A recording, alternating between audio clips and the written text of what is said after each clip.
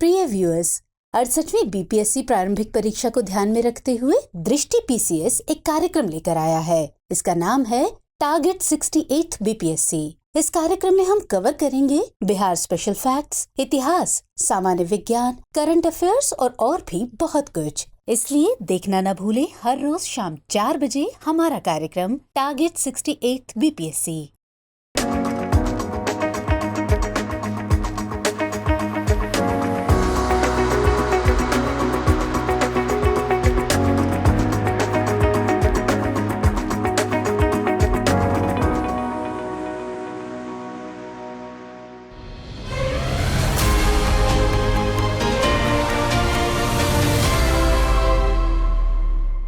स्वागत है दोस्तों एक बार फिर से दृष्टि पीसीएस के एमपीपीएससी करंट अपडेट प्रोग्राम में। मैं हूं सलमान और आज हम जिन सवालों के ऊपर चर्चा करेंगे वो सवाल ऐसी खबरों और ऐसी महत्वपूर्ण घटनाओं के ऊपर आधारित हैं जो कि राज्य में बीते हफ्ते सुर्खियों में रही हैं।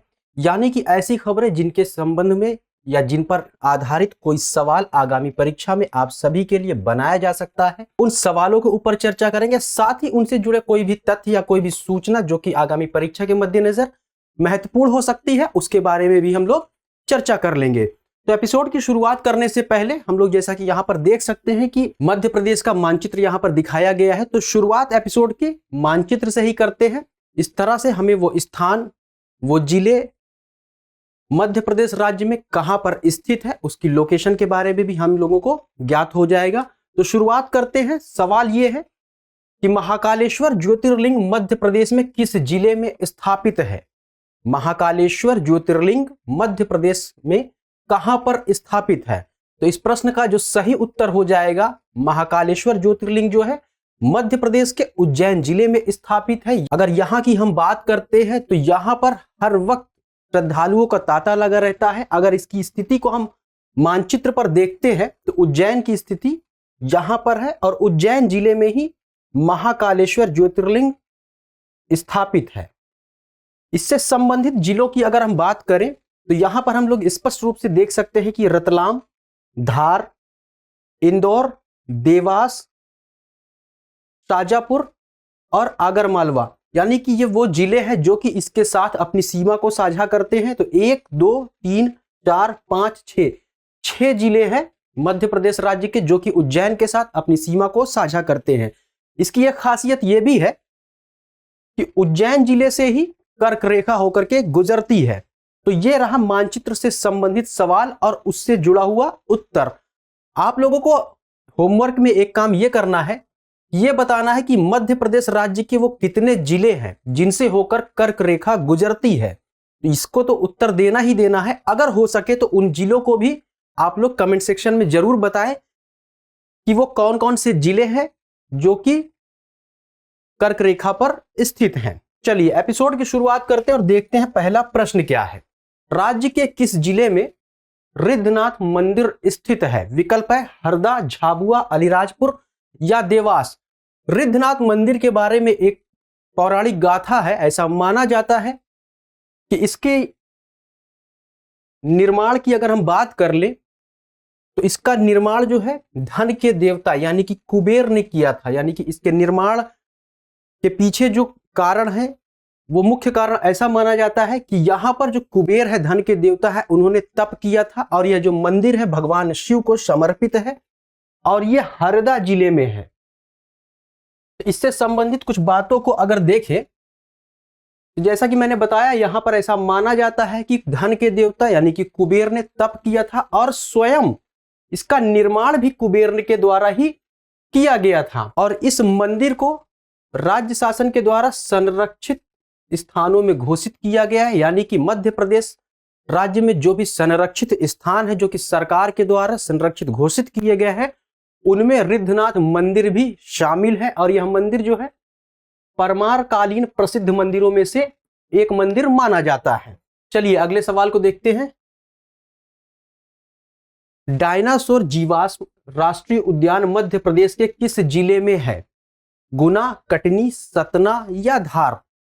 तो डायनासोर जीवाश्म राष्ट्रीय उद्यान जो है धार जिले में स्थित है। यहां पर तकरीबन 6.5 करोड़ वर्ष पुराना एक जीवाश्म मिला था, जिसकी वजह से वर्ष 2011 में इसे डायनासोर जीवाश्म राष्ट्रीय उद्यान के रूप में घोषित किया गया है। अगला सवाल पूछा गया है, राष्ट्रीय गुड गवर्नेंस इंडेक्स में मध्य प्रदेश का देश में कौन सा स्थान है? पहला, तीसरा, पांचवा या सातवां? तो अभी हाल ही में केंद्रीय प्रशासनिक सुधार और लोक शिकायत सचिव ने मध्य प्रदेश के मुख्यमंत्री शिवराज सिंह चौहान से मुलाकात की है और साथ ही राष्ट्रीय गुड गवर्नेंस इंडेक्स के बारे में जानकारी दी है, जिसके अंतर्गत मध्य प्रदेश जो है भारत में पहला स्थान रखता है गुड गवर्नेंस इंडेक्स में। यानी कि इस इंडेक्स की अगर हम बात करते हैं तो मध्य प्रदेश जो है पहले पायदान पर। वहीं अगर हम बात करें लोगों को ई सेवाएं यानी कि जो डिजिटली रूप से सेवाएं नागरिकों को प्रदान की जाती है, उस मामले में मध्य प्रदेश राज्य का जो है चौथा स्थान है। गुड गवर्नेंस के मामले में तो पहला स्थान है, लेकिन ई सेवाएं यानी कि डिजिटली रूप से जो भी सेवाएं नागरिकों को प्रदान की जाती है, उस मामले में मध्य प्रदेश का चौथा स्थान है। और इस गुड गवर्नेंस को जो है जिला स्तर पर भी लाने की बात कही जा रही है सरकार के द्वारा। इसके अंतर्गत आगामी वर्ष यानी वर्ष 2023 में भोपाल में ई गवर्नेंस पर राष्ट्रीय सम्मेलन आयोजित किया जाएगा। यानी कि यह जो गुड गवर्नेंस है अभी तो राज्य स्तर पर ही था शासन के द्वारा, लेकिन अब इसकी गुणवत्ता को देखते हुए साथ ही साथ जो लोगों को शिकायत निवारण है उसमें सुधार देखते हुए, यानी कि जो गुड गवर्नेंस की बात कही जा रही है राज्य स्तर पर अगर देखें तो उसमें सुधार होने की वजह से इसे जिला स्तर पर भी लाने का प्रयास किया जा रहा है सरकार के द्वारा। और इसी के मद्देनजर आगामी वर्ष 2023 में भोपाल में ई गवर्नेंस पर राष्ट्रीय सम्मेलन आयोजित किया जाएगा। चलिए अगले प्रश्न को देख लेते हैं। सवाल पूछा गया है, राज्य में कहां पर 98वां विश्व संगीत समागम का आयोजन किया गया? विकल्प है उज्जैन, शिवपुरी, विदिशा या इंदौर। तो ये जो विश्व संगीत समागम का आयोजन किया गया था, जैसा कि आप सभी को पता होगा, संगीत सम्राट तानसेन जो है ग्वालियर जिले से संबंध रखने वाले थे और उन्हीं के सम्मान में इसका आयोजन किया जाता है प्रतिवर्ष। तो अभी हाल ही में 98वां संगीत समागम जो है ग्वालियर में तो किया गया, लेकिन इस वर्ष शिवपुरी में भी आयोजित किया गया है। और इसका आयोजन जो है भारतीय पुरातत्व सर्वेक्षण भोपाल मंडल तथा जिला पुरातत्व पर्यटन एवं संस्कृति परिषद शिवपुरी के संयुक्त तत्वाधान में किया गया है। तो प्रश्न में पूछा जा सकता है कि 98वां विश्व संगीत समागम आयोजन किसके तत्वाधान में किया गया था? तो आपका उत्तर हो जाएगा भारतीय पुरातत्व सर्वेक्षण यानी कि archaeological survey of India Bhopal मंडल। यहां पर यह बात ध्यान देने योग्य है कि यदि यहां पर कोई अन्य मंडल दे दिया, कोई अन्य संभाग दे देता है तो आपका उत्तर गलत हो जाएगा। यहां पर भोपाल मंडल जरूर ध्यान दें। साथ ही साथ इसके अलावा जिला पुरातत्व पर्यटन एवं संस्कृति परिषद जो कि शिवपुरी जिले से संबंधित है, तो इन दोनों के तत्वाधान में इस समागम का आयोजन किया गया था। अगले प्रश्न की बात कर ले, घड़ियालों के संरक्षण के लिए समर्पित सोन घड़ियाल अभयारण्य मध्य प्रदेश के किस जिले में स्थित है?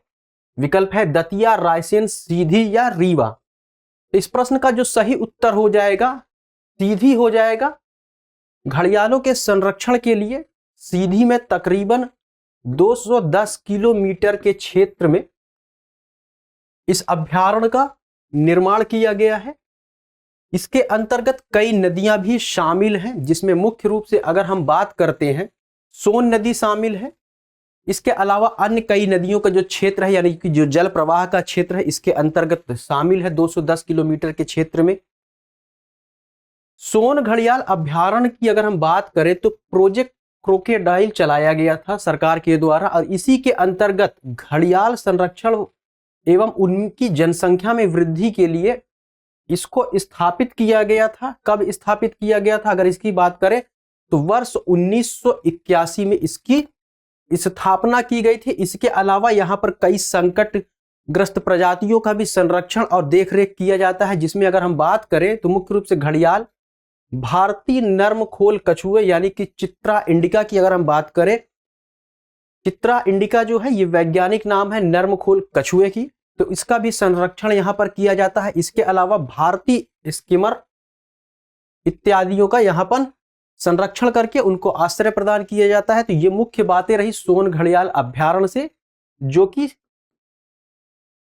सीधी जिले में स्थित है। तो प्रश्न का सही उत्तर हो जाएगा सी। अगले सवाल को देख लेते हैं। क्रांति सूर्य जननायक टांटिया मामा जी की कर्म स्थली पाताल पानी मध्य प्रदेश के किस जिले में स्थित है? विकल्प है इंदौर, धार, भोपाल या उज्जैन। तो पाताल पानी की अगर हम बात करें तो टांटिया मामा की यह कर्म स्थली रही। टांटिया मामा के बारे में अगर हम बात करें तो ये भील जनजाति से संबंधित थे, यानी कि भील जनजाति के जो प्रमुख नेताओं में से, क्रांतिकारी प्रमुख नेता थे, उनमें से एक थे। अभी हाल ही में 4 दिसंबर को इनकी पुण्यतिथि मनाई गई है। इसी दिन इनको फांसी दे दी गई थी। भारत के इतिहास की अगर हम बात करें तो भारत के इतिहास के पन्नों में दर्ज टांटिया मामा का वास्तविक नाम तांतिया था, जिन्हें कि लोग प्यार से टांटिया मामा के नाम से भी बुलाते थे। इनके कुछ विश्वास पात्र व्यक्तियों के द्वारा जब ये आजादी की लड़ाई लड़ रहे थे, अपनी जनजाति के लिए संघर्ष कर रहे थे, जमीन और जंगल के लिए संघर्ष कर रहे थे, तो कुछ विश्वास पात्रों के द्वारा विश्वासघात करने के कारण इन्हें अंग्रेजों द्वारा गिरफ्तार कर लिया गया और 4 दिसंबर वर्ष 1889 को इन्हें फांसी दे दी गई और अपनी प्राणों की आहुति देकर के ये इतिहास के पन्नों में दर्ज हो चुके हैं। तो इनकी कर्मभूमि जो है पाताल पानी इंदौर में स्थित है। तो इस प्रश्न का जो सही उत्तर हो जाएगा ए वाला हो जाएगा, यानी कि इंदौर। चलिए अगले प्रश्न की तरफ चलते हैं। अगले प्रश्न से पहले आप सभी विद्यार्थियों के लिए एक सूचना है, और सूचना यह है कि मध्य प्रदेश लोक सेवा आयोग द्वारा जो भी आगामी प्रीलिम्स और मध्य प्रदेश लोक सेवा आयोग द्वारा जो भी मेंस की परीक्षाएं आयोजित की जाएंगी, तो उसके लिए दृष्टि संस्थान की ओर से कक्षाएं प्रारंभ कर दी गई है। इस कोर्स में क्या क्या सुविधाएं आप लोगों को दी जाएंगी, कितने दिन का कोर्स होगा, क्या इसकी फीस होगी, इसकी सारी जानकारी या जो भी आप अन्य जानकारी चाहते हैं, चाहे वो प्रीलिम्स कोर्स के लिए हो चाहे वो मेंस कोर्स के लिए हो, इस दिए गए संपर्क नंबर पर संपर्क करके जानकारी प्राप्त कर सकते हैं और इन कोर्सों में प्रवेश ले सकते हैं। यहां पर एक बात ध्यान देने योग्य है कि यह जो कोर्स होगा ये लाइव मोड में होगा, जो कि दृष्टि लर्निंग ऐप के माध्यम से सभी विद्यार्थियों को उपलब्ध कराया जाएगा। चलिए अगले सवाल को देख लेते हैं। हाल ही में मुख्यमंत्री द्वारा कहां पर रिलायंस जियो की 5G सेवा का शुभारंभ किया गया है? भोपाल, उज्जैन, इंदौर या ग्वालियर? तो इसका शुभारंभ जो है उज्जैन में किया गया है। जैसा कि आपको मैंने एपिसोड के शुरुआत में ही बताया महाकालेश्वर ज्योतिर्लिंग के बारे में, तो वो उज्जैन में ही है। तो यहां पर 5G सेवा का शुभारंभ मुख्यमंत्री जी के द्वारा हाल ही में किया गया है, जिसके अंतर्गत जो भी अब यहाँ पर श्रद्धालु हैं या यहाँ आसपास में जो भी नागरिक रह रहे हैं, उनको 5G की वाईफाई सेवा जो है मुफ्त प्रदान की जाएगी। इसके अंतर्गत इन्हें 1 GB डाटा तक फ्री में भी उपलब्ध कराए जाएंगे। ये कहां पर शुरुआत की गई है इसकी? महाकाल लोक परिसर में। ये कहां पर है? उज्जैन में। चलिए अगले सवाल पर बात कर लेते हैं। कला एवं संस्कृति का अनूठा उदाहरण एरण मध्य प्रदेश के किस जिले में है? सागर, उमरिया, बैतूल या रतलाम? एरण की अगर हम बात करते हैं तो एरण का अपना एक ऐतिहासिक महत्ता है, क्योंकि एरण से ही कुछ बस्तियों के बारे में हमें पता चलता है, एरण अभिलेख के बारे में पता चलता है। एरण जो है मध्य प्रदेश के सागर जिले में स्थित है। अगर इससे संबंधित कुछ मुख्य बातों को अगर हम देखें तो मध्य रेलवे पर बामोरा स्टेशन स्थित है। यहां से तकरीबन 6 मील दूर बीना और रेवटा नदियों के जंक्शन पर, यहां पर दोनों नदियों के नाम जो है महत्वपूर्ण हो जाते हैं, क्योंकि इससे जुड़ा प्रश्न बनाया जा सकता है कि एरण किन नदियों के जंक्शन पर या किस नदी के तट पर बसा हुआ है या किस नदी के तट पर स्थित है। तो बीना और रेवटा नदियों के जंक्शन पर एक प्राचीन स्थल है। कहां पर है? सागर में। सागर मध्य प्रदेश का एक जिला है जहां पर एरण स्थान स्थित है। अगर इसकी हम बात करते हैं एरण गांव में, तो पुरातात्विक अवशेषों का सबसे दिलचस्प संग्रह यहीं पर आपको देखने का मिलेगा। यहाँ पर एक किला भी मौजूद है जो पहले इस क्षेत्र पर काफी प्रसिद्ध था, लेकिन अब ये खंडहर के रूप में परिवर्तित हो चुका है। यहाँ पर पहले विष्णु मंदिर थे जो कि अब खंडहर के रूप में परिवर्तित हो चुके हैं। चूंकि यह बहुत प्राचीन है तो अब ये खंडहर के रूप में बचा हुआ है, जहां पर स्तंभ देखे जा सकते हैं और कुछ बीम एवं दरवाजे के रास्ते भी कुछ यहाँ पर देखने को मिलता है। अगर यहाँ पर बात करें मुख्य रूप से, तो यहाँ पर जो मुख्य प्रधान प्रतिमा स्थापित है वो 10 फीट ऊंची है, जो कि एक कलश वराह की प्रतिमा है। तो ये बात भी महत्वपूर्ण हो जाती है कि एरण गांव में जो प्रतिमा स्थित है तो वो किसकी है? कलश वराह की है।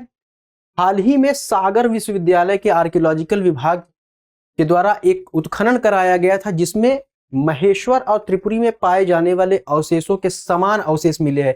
यानी कि जो महेश्वर और त्रिपुरी में अवशेष प्राप्त हुए हैं उन अवशेषों में और यहाँ पर यानी कि एरण में जो भी अवशेष प्राप्त हुए हैं उनमें काफी समानता देखी गई है, जिससे यह पता चलता है कि एरण मध्य प्रदेश में चालकोलिथिक संस्कृति की सबसे उत्तरी सीमा है। मध्य प्रदेश में चालकोलिथिक संस्कृति की ये उत्तरी सीमा माना जाता है, जो कि अवशेषों के आधार पर सिद्ध किया जा चुका है। तो प्रश्न इस तरह से भी बनाया जा सकता है कि एरण जो स्थान है वो मध्य प्रदेश की कौन सी सीमा निर्धारित करता था अतीत में? तो इसका सही उत्तर हो जाएगा उत्तरी सीमा चालकोलिथिक संस्कृति का। चलिए अगले प्रश्न को देखते हैं। हाल ही में लघु उद्योग भारती और MSME विभाग द्वारा कहां पर 3 दिवसीय ट्रेड फेयर का आयोजन किया गया है? भोपाल, सिंगरौली, कटनी या छतरपुर? इस प्रश्न का सही उत्तर हो जाएगा सी वाला। तो इसका आयोजन जो है 16 दिसंबर से किया गया है। ये 3 दिवसीय ट्रेड फेयर है और इस ट्रेड फेयर का जो नाम रखा गया है स्वयं सिद्धा स्वावलंबी भारत ट्रेड फेयर रखा गया है।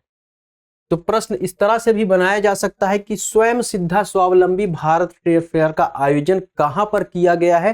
तो उत्तर हो जाएगा कटनी में 3 दिनों के लिए इसका आयोजन किया गया था। इसके अंतर्गत 111 स्टॉल लगाए गए हैं और यह इस तरह से अपने आप में एक पहला फेयर है जहां पर गारमेंट्स, दाल मिल, लाइमस्टोन, प्लास्टिक एवं अन्य उत्पादक क्षेत्रों से संबंधित स्टॉल प्रदर्शित किए जाएंगे। इसके अंतर्गत संपूर्ण भारत उत्पाद निर्माता अपनी सहभागिता यहां पर दिखाएंगे। इस ट्रेड फेयर के अंतर्गत जो भी उत्पादक हैं उनका मुख्य ध्यान एक जिला एक उत्पाद से संबंधित जो भी उत्पाद बनाए जा रहे हैं उनको बढ़ावा देने के लिए, लोगों तक उसकी पहुंच बढ़ाने के लिए किया जाएगा। चलिए अगले सवाल को देख लेते हैं। राज्य में कहां पर 25वीं नेशनल वॉलीबॉल चैंपियनशिप का आयोजन किया जा रहा है? पन्ना, सतना, रीवा या ग्वालियर? तो पन्ना में 15 दिसंबर से 22 दिसंबर के मध्य इसका आयोजन किया जा रहा है। इस प्रतियोगिता में 22 राज्य एवं 4 केंद्र शासित प्रदेश की तकरीबन 48 टीमें भाग ले रही हैं। तो इस तरह से इस प्रश्न से संबंधित जो उत्तर हो जाएगा पन्ना हो जाएगा। और ये हमारे एपिसोड का अंतिम सवाल रहा। इस सवाल के माध्यम से आज के एपिसोड के यहीं पर विराम देंगे। हमें उम्मीद है जिन सवालों, जिन सूचनाओं और तथ्यों के ऊपर आज चर्चा की गई वो आगामी परीक्षा में आप सभी विद्यार्थियों के लिए सहायक साबित होंगे। तो मिलते हैं अगले एपिसोड में कुछ नए सवालों के साथ। तब तक पढ़ते रहिए, आगे बढ़ते रहिए। शुक्रिया।